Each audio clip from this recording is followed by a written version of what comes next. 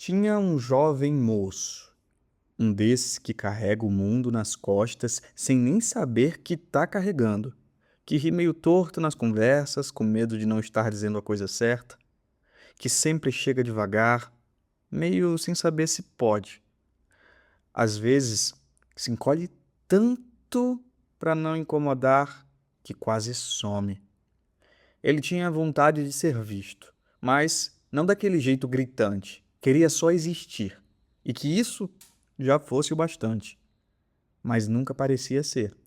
Um dia ele trombou com uma pessoa que parecia ter nascido com um sol no bolso. Sabe aquele tipo que entra no lugar e todo mundo observa?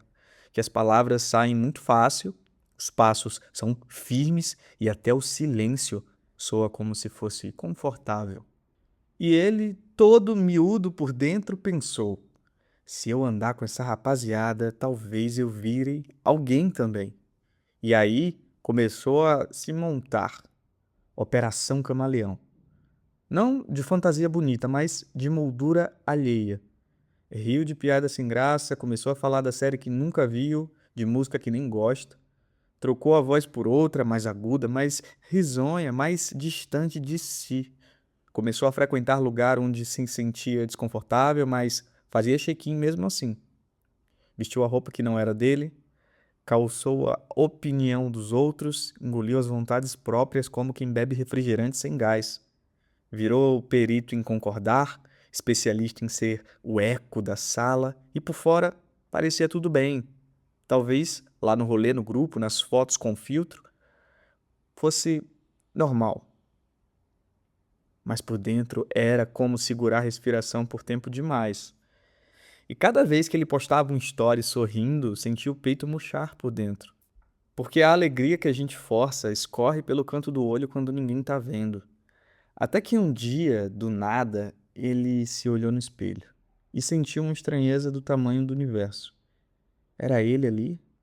Ou apenas um rascunho mal copiado de outra pessoa?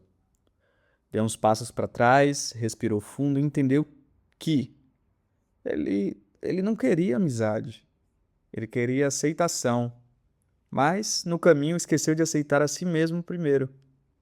Então, naquela noite, ele não saiu, ele ficou em casa ouvindo um som que ele gostava de verdade. Riu sozinho de uma lembrança besta, vestiu a roupa velha que sempre fez ele se sentir bonito. Fez um miojo sem culpa, chorou um pouco, dormiu cedo e pela primeira vez em muito tempo não se sentiu pequeno, porque no fundo ele entendeu o que ninguém nunca tinha dito com todas as letras.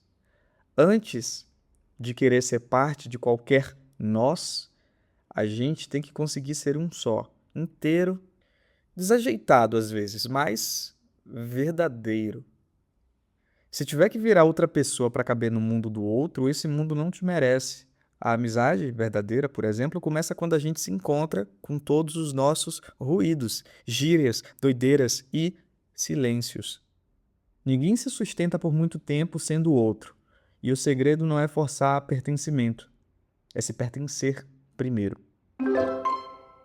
Tinha uma menina que vivia com o celular colado na mão e a sensação constante de que a vida dela estava muito atrasada. Cada vez que deslizava o dedo pela tela, vinha um novo lembrete. Alguém mais novo, mais bonito, mais rico, mais seguido. Começou a acreditar que ela estava perdendo tempo sendo quem ela era. Que bastava aprender os jeitos certos, os ângulos certos, os filtros certos, que tudo iria mudar. Que a fama vinha se ela apertasse os botões certos, com o rosto certo e a legenda perfeita. E ela tentou, tá? Ela tentou com força, com toda a fome que só quem se sente insuficiente consegue ter. Criou um nome mais bonito para si, um feed completamente harmonizado, postou as frases de impacto que não eram delas, mas que pareciam dizer algo importante. Comprou um ring light antes mesmo de comprar um ventilador. Fez um unboxing de uma caixa vazia só pela estética. Gravou um tutorial de maquiagem que nem sabia fazer. Disse bom dia, meus amores, para uma audiência que ela nem sabia se estava assistindo. E num desses dias de produção frenética, passou horas tentando tirar uma foto sorrindo, com os olhos. Sabe aquele sorriso do olhar? Ela tentou tanto que esqueceu de sorrir de verdade. O celular esquentou na mão, a luz incomodou, a cara travou. Mas ela postou. Postou porque tem que manter a consistência, a tal da constância. Naquele dia o post flopou como a maioria, mas não era isso que doía. O que doía era a sensação de ter desaparecido de si mesma. No quarto escuro, sem filtro, sem enquadramento, ela se viu pela câmera frontal e mal se reconheceu. Era ela ali ou só um rascunho de outras pessoas que ela seguia? Desligou o celular pela primeira vez em semanas, sem culpa, sentou no chão frio do quarto e respirou fundo, como quem está dando um mergulho dentro do próprio peito. Ali, em silêncio, lembrou das coisas que mostrava antes de tudo virar conteúdo, das coisas que fazia sem postar, do que sentia sem precisar de validação alheia. Entendeu que ela não queria ser uma influencer digital. Ela só queria ser amada, queria ser vista, mas tentou tanto performar um brilho que não era dela que esqueceu da luz que já carregava. Naquela noite, ela não gravou nada, só viveu e foi muito lindo. Antes de querer ser seguida, a gente precisa saber para onde está indo. Quem tenta virar referência sem se conhecer vira reflexo, e reflexo uma hora apaga.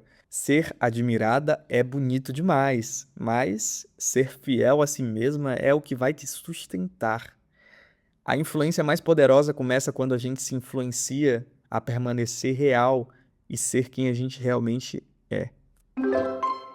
Dizem por aí que um dia uma pessoa se dividiu em duas. Foi assim, sem aviso, acordou, bocejou e quando foi se espreguiçar, ouviu a voz do outro lado da cama dizendo: Bom dia!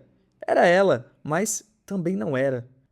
Uma delas era vaidosa, impulsiva, queria tudo agora, queria o mundo. A outra era calma, reflexiva, preferia ficar em casa, tomar um café. Então decidiram começar a dividir os dias como se fosse uma escala de trabalho. Segunda e quarta era a ousada que saía, terça e quinta a introspectiva que ficava.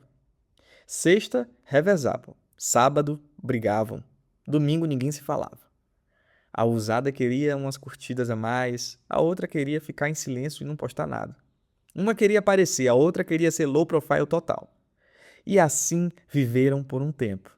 Cada uma fingindo que não precisava da outra, só que com o tempo começaram a esquecer onde uma terminava e a outra começava.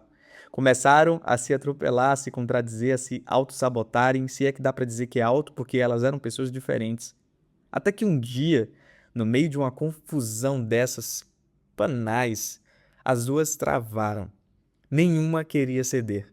Nenhuma queria desaparecer de novo. Eu sei que provavelmente você deve estar pensando que eu estou falando do filme Ruptura, mas não. Eu estou falando de um impasse que gerou uma terceira pessoa. Não era nova, era a soma das duas. A que dançava no rolê, mas também sabia a hora de voltar cedo para casa. A que falava alto quando precisava, mas também escutava enquanto estava doendo. A que se mostrava, mas sem se esquecer. A que veio trazendo o papel assinado, o decreto de paz, o armistício. E assim era ela, inteira. Às vezes, para se encontrar, a gente precisa se dividir. Para se entender, precisa se estranhar. Para se amar, precisa se reconhecer nas contradições. Porque não existe versão ideal de nós, existe a real. E ela é feita de partes que parecem opostas, mas só querem aprender a conviver. Tem que saber encontrar o equilíbrio nisso. Ser um é aceitar que a gente é muitos, mas que todos eles têm o mesmo nome, sobrenome, endereço, CEP e CPF. E aí talvez você tenha se visto em algumas dessas histórias, talvez em todas, ou talvez em nenhuma delas, afinal elas podem não ser para você, mas alguma delas deve ter passado perto, tá? E no fim, a pergunta é sempre a mesma. Quem é você quando ninguém tá olhando? A verdade é que a gente vive tentando se encaixar em moldes que não foram feitos para nós e vocês provavelmente já estão cansados de saber disso. Às vezes a gente quer caber nas relações, às vezes a gente quer render nas redes, às vezes a gente está tentando equilibrar as mil versões que existem dentro da gente e no final, o que sobra? Porque antes de sermos dois, num relacionamento, numa parceria, numa amizade, antes de sermos seguidos, admirados, notados, antes de ocupar qualquer lugar no mundo, a gente precisa ocupar a gente mesmo. E isso não vem como uma fórmula, não vem com a pressa. Vem com escuta, vem com desacerto, vem com coragem de se olhar no espelho sem desviar, de desligar o filtro, de abraçar as partes que brigam dentro de nós, vem com o tempo, vem com verdade. Antes de querer dividir a vida com alguém, a gente precisa se inteirar. Antes de correr atrás de qualquer aprovação, a gente precisa se aprovar. Antes de sermos dois, a gente tem que aprender a ser um. E é só aí, quando essa inteireza acontece, o encontro com o outro deixa de ser uma dependência e vira uma escolha. E que bonito é escolher. E mais bonito ainda é se escolher.